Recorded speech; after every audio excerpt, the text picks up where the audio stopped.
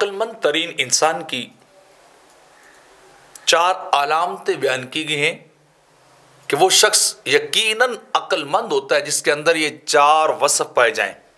ان میں سے پہلا وصف یہ ہے کہ وہ جاہل سے بڑے حوصلے کے ساتھ بات کرتا ہے، بردباری سے کام لیتا ہے، جو ہلاک کی طرح بھڑک نہیں اٹھتا، جھگڑالو نہیں ہے، جھگڑا نہیں کرتا، دنگا فساد پہ نہیں اترتا، بلکہ اس کا عالم اور کیفیت کیا ہوتی؟ اذا خاطبهم الجاہلون قالوا سلاما، کہ جب انہیں جاہل قسم کے لوگ ملتے ہیں، ان پڑھ قسم کے لوگ، ضدی لوگ، تو ان کے ساتھ الجھتے نہیں ہیں بلکہ کیا ہے؟ سلام کر کے اپنا دامن بچا لیتے ہیں۔ تو پہلی علامت یہ ہے کہ وہ بڑا بردباری کے ساتھ جو ہلاک ہو، اگنوسٹک پرسن کو فیس کرتے ہیں۔ اور دوسری علامت یہ بیان کی گئی کہ وہ باطل سے خود کو روک کر رکھتے ہیں، وہ اپنے آپ پہ کنٹرول رکھتے ہیں، گناہ اور باطل چیز اور غلط چیز کے قریب نہیں جاتے، اپنے دامن کو سمیٹ کے چلتے ہیں۔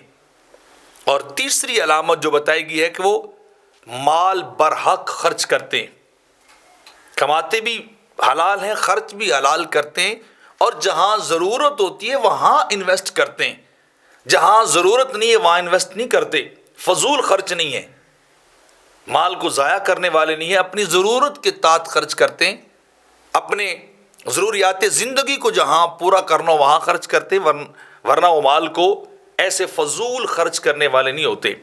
اور تیسری علامت کسی بھی عقل مند انسان کی یہ ہے کہ وہ دوست اور دشمن کی پہچان رکھتا ہے، وہ جانتا ہوتا ہے کہ کون میرا دوست ہے اور کون میرا دشمن ہے، وہ سمجھتے ہیں کہ یہ ہمارے فائدے والی چیز ہے، یہ فائدہ مند چیز ہے، اور یہ ہمارے نقصان کی چیز ہے۔ تو ان کے اندر اتنی ایبلٹی پیدا ہو جاتی، اتنی قابلیت پیدا ہو جاتی ہے کہ وہ اپنے دوست اور دشمن کو پہچانتے ہیں۔